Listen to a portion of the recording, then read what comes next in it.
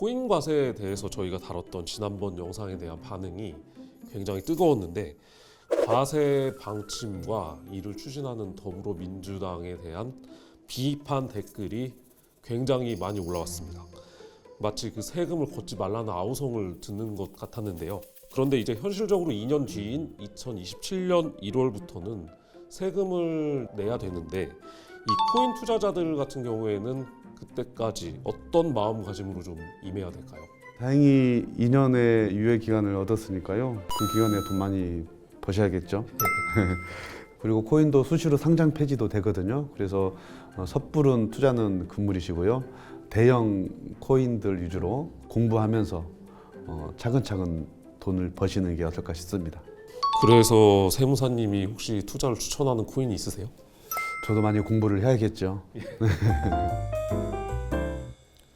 구독자 여러분 안녕하세요. 금주머니TV입니다. 오늘은 조상호 세무사와 함께하는 세무 똑똑 시간입니다. 2024년도 다사다난하게 지금 한 해가 다 저물어 가고 있는데요. 지난 12월 10일에 국회 본회의에서 국세 관련 법률안 13건이 의결됐습니다. 그동안 굉장히 논란이 크게 됐었던 금융투자소득세는 폐지됐고 코인 투자 과세는 2년이 유예됐습니다. 이에 대해서 자세한 내용 살펴보도록 하겠습니다. 조상호 세무사님 모셨습니다. 안녕하세요, 세무사님. 네, 안녕하세요.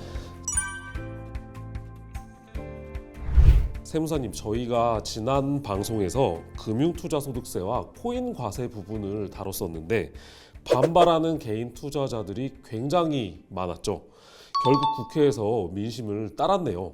어떻게 됐습니까? 네, 소득세법 개정안은 워낙 이해 당사자가 많기 때문에 이런저런 이야기가 많습니다. 다행히도 12월 10일에 제출된 안건이 통과됐고요. 금융투자소득세는 폐지가 됐고 가상자산에 대한 소득세는 2년간 유예가 됐습니다.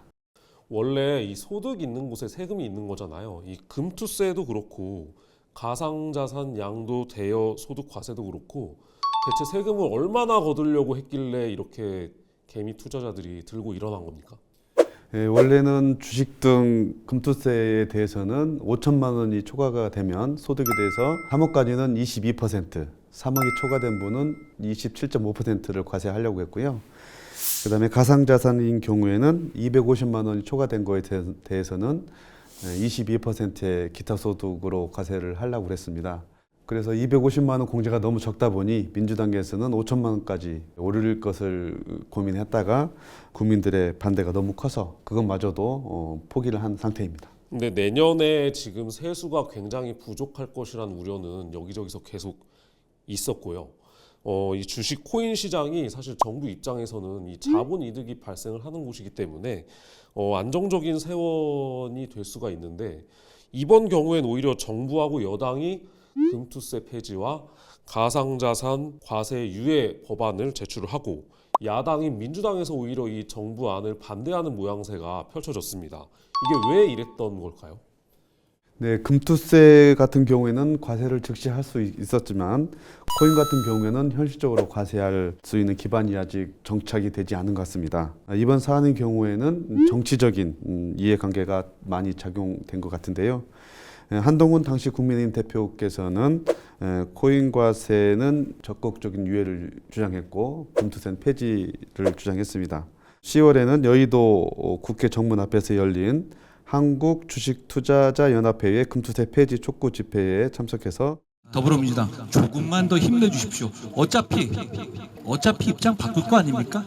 이야기도 했습니다. 이에 대해서 민주당 측에서도 어쩔 수 없이 국민의 뜻에 따른 것 같습니다. 근데 이제 금투세는 폐지가 됐기 때문에 주식 투자자는 이제 열심히 주식 투자 잘해서 돈 벌면 되는 것이고 근데 문제는 이제 코인인데요. 코인 과세 같은 경우에는 지금 2년 유예가 된 거잖아요. 근데 지난번 방송에서도 세무사님께서 코인 과세는 아직 시기상조다라는 의견을 저희한테 주셨었는데 이제 2년을 벌었으니까 우리 과세 당국 앞으로 남은 2년간 어떤 준비들을 좀 해야 됩니까?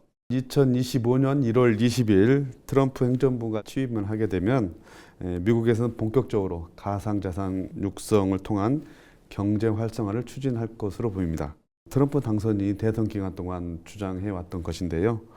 우리나라도 그동안 시장을 활성화할 건지 규제할 것인지에 대한 정확한 방향이 설정이 되지 않았다고 봅니다. 시장이 과열되는 게 우려되지만 마땅한 규제 수단은 과세만이 있는 것은 아니거든요. 그래서 2년 동안 시간을 벌었으니까 과세 당국에서도 철저한 준비가 필요하다고 생각합니다. 코인이 새로 생성된 시장이다 보니까 채굴에 대한 소득을 어떻게 과세할 것인지, 그다음에 에어드랍 같은 경우에는 증여를 하겠다고 했지만 정확한 더 구체적인 방향은 없는 상황이거든요.